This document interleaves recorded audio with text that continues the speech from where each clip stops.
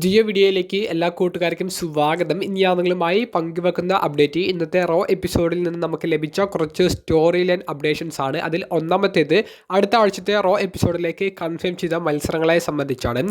Riya Ripley versus ആസ്ക തമ്മിലുള്ള ഒരു 1-on-1 മത്സരം കൺഫേം ചെയ്തിട്ടുണ്ട്. അതുപോലെ തന്നെ ബെയ്ലി വേഴ്സസ് റോക്സിനി പെരസ് തമ്മിലുള്ള 1-on-1 മത്സരം അടുത്ത റോ എപ്പിസോഡിലേക്ക് കൺഫേം ചെയ്തിട്ടുണ്ട്. ഇത് കൂടാതെ NXTയിലെ റെസ്ലറായ ജിവോൺ എവൻസും ലോസ് അമേരിക്കാനോസ് എന്ന ടീമിലെ അംഗമായ റയോ എന്ന് പറയുന്ന റെസ്ലറും തമ്മിലുള്ള ഒരു 1-on-1 മത്സരം കൂടി അടുത്ത റോ എപ്പിസോഡിലേക്ക് ഒഫീഷ്യലി കൺഫേം ചെയ്തിട്ടുണ്ട്.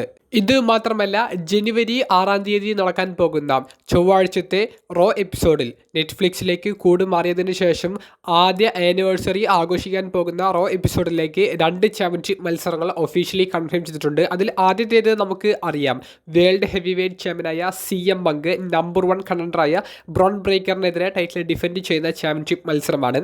ഇന്നത്തെ റോ എപ്പിസോഡിലൂടെ പുതുതായി കൺഫേം ചെയ്തിട്ടുള്ളത് നിലവിലെ വുമൻസ് ടാഗ് ടീം ചാമ്പ്യന്മാരായ കബൂക്കി വാരിയേഴ്സ് എന്ന team Iyo Sky, Rhea Ripley തുടങ്ങിയവർക്കെതിരെ ടൈറ്റിൽ ഡിഫെൻഡ് ചെയ്യുന്ന ചാമ്പ്യൻഷിപ്പ് മത്സരമാണ്. ഇന്നത്തെ റോ എപ്പിസോഡിൽ ഈ ഒരു അനൗൺസ്മെൻറ്റിന് ശേഷം ഇയോ സ്കൈ, റിയ റിപ്ലി തുടങ്ങിയവർ ഒരു സെഗ്മെൻറ്റ് ചെയ്യാൻ വേണ്ടി റിങ്ങിലേക്ക് വരുന്ന സമയത്ത് ആ കാണികളുടെ ഇടയിൽ നിന്ന് ആസ്ക ഗ്രീൻ മിസ്റ്റ് ഉപയോഗിച്ച് റിയ റിപ്ലിയെ ആക്രമിക്കുകയും പിന്നീട് കൈറി സെയിനെ, ഇയോ സ്കൈയെയും റിയ റിപ്ലിയെയും ഒക്കെ ആക്രമിക്കുന്നതായി നമുക്ക് കാണാൻ സാധിച്ചു. ഇതിനെ തുടർന്നാണ് അടുത്ത റോ എപ്പിസോഡിലേക്ക് റിയ റിപ്ലി വേഴ്സസ് ആസ്ക തമ്മിലുള്ള ഒരു മത്സരം കൺഫേം ചെയ്തിട്ടുള്ളത്. അപ്പോൾ ജനുവരി 6-ാം തീയതിയിലേക്ക് 2 ചാമ്പ്യൻഷിപ്പ് മത്സരങ്ങൾ ഒഫീഷ്യലി കൺഫേം ചെയ്തിട്ടുണ്ട്. മൂന്നാമത്തെ അപ്ഡേറ്റ് നമുക്ക് ഇന്നത്തെ റോ എപ്പിസോഡിൽ കാണാൻ സാധിച്ച 2 ചാമ്പ്യൻഷിപ്പ് മത്സരങ്ങളെ സംബന്ധിച്ചാണ്. ഈ 2 മത്സരവും വുമൻസ് ഡിവിഷനെ റെപ്രസെന്റ് ചെയ്തു വന്ന ചാമ്പ്യൻഷിപ്പ് മത്സരങ്ങളായിരുന്നു. അതിൽ ആദ്യത്തേത് പുതിയ ഇന്റർ കോണ്ടിനെന്റൽ ചാമ്പ്യനായ മെക്സിനി ഡുപ്രിയുടെ ഈ ചാമ്പ്യൻഷിപ്പ് വിജയത്തിന് ശേഷമുള്ള ആദ്യത്തെ ടൈറ്റിൽ ഡിഫൻസ് ആയിരുന്നു. ഐവി നൈൽ എന്ന് പറയുന്ന റെസ്ലറിനെതിരെയാണ് ടൈറ്റിൽ ഡിഫെൻഡ് ചെയ്തത്. ഒരു ബാഡ് മാച്ച് ആയിട്ടാണ് എനിക്ക് ഫീൽ ചെയ്തത്. സബ്മിഷനിലൂടെ ഐവി നൈലിനെ പരാജയപ്പെടുത്തിക്കൊണ്ട് മെക്സിനി ഡുപ്രി ടൈറ്റിൽ റിട്ടേൺ ചെയ്യുന്നതാണ് നമുക്ക് കാണാൻ സാധിച്ചത്. പിന്നീട് കാണാൻ സാധിച്ച ചാമ്പ്യൻഷിപ്പ് മത്സരം നിലവിലെ വുമൻസ് വേൾഡ് ചാമ്പ്യനായ സ്റ്റെഫനി വെക്കേർ, റഗൽ റോഡ്രിഗസ് എന്ന് പറയുന്ന ജഡ്ജ്മെന്റുടെ ഫാക്ഷനിലെ അംഗത്തിനെതിരെ ടൈറ്റിൽ ഡിഫെൻഡ് ചെയ്ത മത്സരമായിരുന്നു.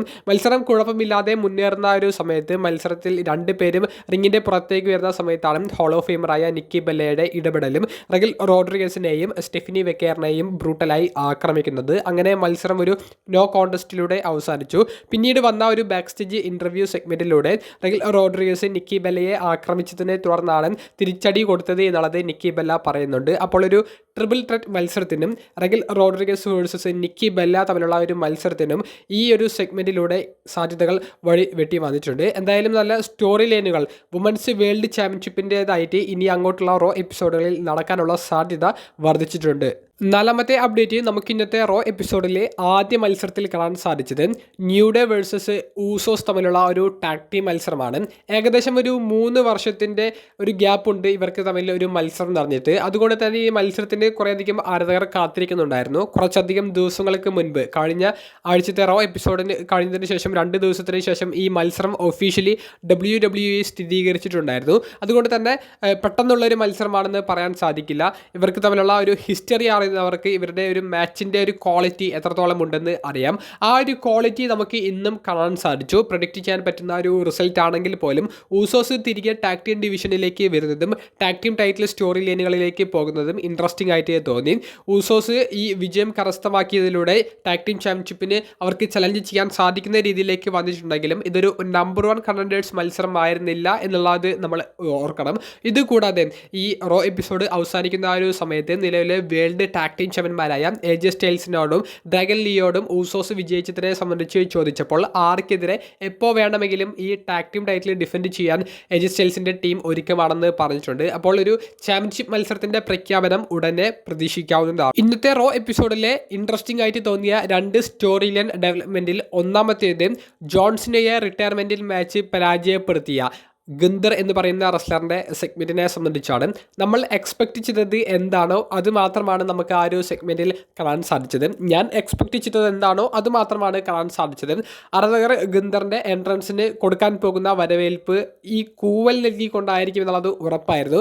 ഇതിൽ കുറച്ചും കൂടി ഒരു ഇൻട്രസ്റ്റിംഗ് ആയിട്ടുള്ള ഒരു പോയിന്റ് അവർ ആഡ് ചെയ്തിട്ടുള്ളത്, റെസ്ലേഴ്സ് എന്തായാലും ഗുന്തർ എന്ന് പറയുന്ന റെസ്ലറിനോട് ഒരു ഫ്രസ്ട്രേഷനിലായിരിക്കും പെരുമാറാൻ പോകുന്നത് എന്നുള്ളത് ഉറപ്പായിരുന്നു. അതിൽ ഓട്ടീസ് അതുപോലെ അതുപോലെ തന്നെ അക്കിറ ടൊസാവ, ആർ ട്രൂത്ത് തുടങ്ങിയവരൊക്കെ ഈ ഗുന്തറിനോട് കുറച്ച് രൂക്ഷമായ ഭാവത്തോട് കൂടി പെരുമാറുന്നതാണ് നമുക്ക് കാണാൻ സാധിച്ചത്. ഇത് കൂടാതെ ഓട്ടിസ് വേഴ്സസ് ഗുന്തർ തമ്മിലുള്ള ഒരു മത്സരം ഇനി വരുന്ന റോ എപ്പിസോഡുകളിൽ നടക്കാനുള്ള ഒരു സാധ്യതയും അവർ വർദ്ധിപ്പിച്ചിട്ടുണ്ട്. ഇൻട്രസ്റ്റിംഗ് ആയിട്ടുള്ള മറ്റൊരു ഫാക്റ്റ്, റോ ജനറൽ മാനേജറായ ഏദൻ പിയേഴ്സും ഗുന്തറിനോട് ചൂടായതാണ്. എന്നിട്ട് എറീനെ വിട്ട് പോകാൻ ആവശ്യപ്പെട്ടതാണ്. അപ്പോൾ അത് മാനേജ്മെൻറ്റ് സൈഡിൽ നിന്നുള്ളവർക്ക് പോലും ഗുന്തറിനോട് ഇപ്പോൾ വെറുപ്പാണ്. അപ്പോൾ ഗുന്തർ എന്ന് പറയുന്ന റെസ്ലറിനെ അല്ലെങ്കിൽ അദ്ദേഹത്തിൻ്റെ ക്യാരക്ടറിനെ വലിയ വില്ലനാക്കി കാണിക്കാനാണ് അവർ ശ്രമിക്കുന്നത്. അതിൽ അവർക്ക് ഏകദേശം കാര്യങ്ങൾ വിജയിച്ചെടുക്കാനും സാധിച്ചിട്ടുണ്ടെന്നാണ് എൻ്റെ അഭിപ്രായം. ഫാൻസിൻ്റെ ഇടയിലും റെസ്ലേഴ്സിൻ്റെ ഇടയിലും മാനേജ്മെൻറ്റിൻ്റെ ഇടയിലും ഇപ്പോൾ വലിയൊരു വില്ലനായിട്ട് ഗുന്തറിനെ ചിത്രീകരിക്കാൻ അവർക്ക് സാധിച്ചിട്ടുണ്ട്. അതെന്തായാലും ഭാവിയിലെ സ്റ്റോറി ലൈനുകളിൽ അവർക്ക് ഉപകാരപ്പെടുമെന്നാണ് എൻ്റെ അഭിപ്രായം.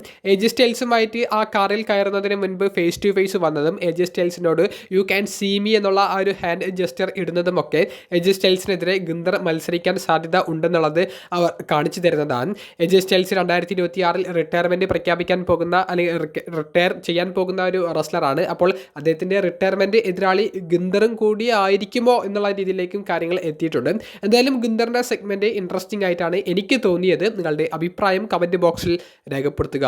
ഏറ്റവും അവസാനമായി പങ്കുവെക്കാനുള്ളത് ഇന്നത്തെ റോ എപ്പിസോഡിൻ്റെ മെയിൻ ഇവൻറ്റിൽ റേ മിസ്റ്റീരിയോയെ ലോഗൻ പോൾ പരാജയപ്പെടുത്തിയതിനു ശേഷം ആ മിസ്റ്ററി മാസ്കഡ് വ്യക്തി അത് ഓസ്റ്റിൻ തിയറി ആണെന്നുള്ളത് അവർ വെളിപ്പെടുത്തുകയുണ്ടായി. അപ്പോൾ സി എം പങ്കിനെ സംബന്ധിച്ച് സി എം പങ്കിന് മുൻപിൽ ദ വിഷൻ എന്ന് പറയുന്ന ഗ്രൂപ്പ് ഇപ്പോൾ വലിയൊരു പ്രശ്നമായി മാറിയിട്ടുണ്ട്. ബ്രോൺ ബ്രേക്കർ എന്ന് പറയുന്ന റെസ്ലർ മാത്രമല്ല, അതിലെ Paul Heyman, Big Bronson Reed, Logan Paul, ഇപ്പോൾ ഇതാ ഓസ്റ്റിൻ തിയറി, ഇവരടക്കം ഇപ്പോൾ സി എം പങ്കിനെതിരെ വന്നു നിൽക്കുന്നു. അപ്പോൾ സി എം പങ്കിൻ്റെ കാര്യം കുറച്ച് കഷ്ടമാണെന്ന് പറയേണ്ടി വരും. ഇനി റേ മിസ്റ്റീരിയോയുടെ കാര്യം നമ്മൾ നോക്കുകയാണെങ്കിൽ ഈ ഒരു ഭാഗത്തിലേക്ക് റേ മിസ്റ്റീരിയോയെ ഇട്ടുകൊണ്ട് കുറച്ചധികം നാളുകൾക്ക് ശേഷം ഒരു സിംഗിൾസ് മത്സരത്തിന് ഇറങ്ങിയ റേ മിസ്റ്റീരിയോയെ ലോഗൻ പോൾ പരാജയപ്പെടുത്തുന്നതായിട്ട് അവർ കാണിച്ചു. റേ മിസ്റ്റീരിയോ ആരാധകരെ സംബന്ധിച്ച് അത് വലിയ ഒരു സങ്കടമുണ്ടാക്കുന്ന ഒരു കാര്യമാണ്. റേക്ക് കുറച്ചും കൂടി നല്ലൊരു സ്റ്റോറി കിട്ടുമെന്ന് പ്രതീക്ഷിക്കാം. ഈ മത്സരത്തിൽ ലോഗൻ പോൾ വിജയിച്ചതിന് ശേഷം സി എം പങ്ക് ലോഗൻ പോളിനെയും അതുപോലെ തന്നെ മാസ്കഡ് മിസ്റ്ററി മെന്നെ ആക്രമിക്കാൻ വേണ്ടി വരുമ്പോൾ ആ മാസ്കഡ് റെസ്ലർ കാണികളുടെ ഇടയിലേക്ക് പോകുന്നതും പെട്ടെന്ന് അവിടെ അത് ഓസ്റ്റിൻ തിയറി ആണെന്ന് കാണിക്കാൻ വേണ്ടി ആ മാസ്ക് ഊരുന്നതുമൊക്കെ അതുവരെ ഗംഭീരമായിരുന്നു. പക്ഷേ ഓസ്റ്റിൻ തിയറിയുടെ ഈ പുതിയ ലുക്ക് അത് ആരാധകർക്കിടയിൽ അത്ര ആക്സെപ്റ്റബിൾ ആയിട്ടില്ല. പഴയ ലുക്കിൽ തന്നെ ഓസ്റ്റിൻ തിയറിയെ റിവീൽ ചെയ്യുകയാണെങ്കിൽ, ആ ഒരു മുഖം കാണിക്കുകയായിരുന്നു, ആ ഒരു ലുക്ക് പിടിക്കുകയായിരുന്നു എന്നുണ്ടെങ്കിൽ കുറച്ചും കൂടി ഗംഭീരമായിരുന്നു. ഇതിപ്പോൾ ഫ്രണ്ട്സ് സിനിമയിലെ ജയറാമിൻ്റെ ഒരു ലുക്കാണ് എനിക്ക് ഫീൽ ചെയ്തത്. നിങ്ങളുടെ അഭിപ്രായം കമൻറ്റ് ബോക്സിൽ രേഖപ്പെടുത്തുക. അതിനുശേഷം ബ്രോൺ ബ്രേക്കർ സി എം പങ്കിനെ സ്പിയർ ചെയ്തതൊക്കെ ഗംഭീരമായിരുന്നു. ബ്രോൺ ബ്രേക്കറിനെ ഒന്നും കൂടി സ്ട്രോങ് ആക്കാൻ ആ ഒരു സെഗ്മെൻറ്റ് അവർക്ക് ഹെൽപ്പായിട്ടുണ്ട്. ദ വിഷൻ ടീമിലെ മെമ്പറായിട്ട് തന്നെയായിരിക്കും ഓസ്റ്റിൻ തിയറി ഇനി അങ്ങോട്ട് വരാൻ പോകുന്നത്. അത് ഏകദേശം ഉറപ്പായി കഴിഞ്ഞിട്ടുണ്ട്. ഇന്നത്തെ റോ എപ്പിസോഡിനെ സംബന്ധിച്ചുള്ള നിങ്ങളുടെ അഭിപ്രായങ്ങൾ കമൻറ്റ് ബോക്സിലൊന്ന് രേഖപ്പെടുത്തുക. അപ്പോൾ അടുത്തൊരു വീഡിയോയുമായി കാണുന്നത് വരെ ബൈ.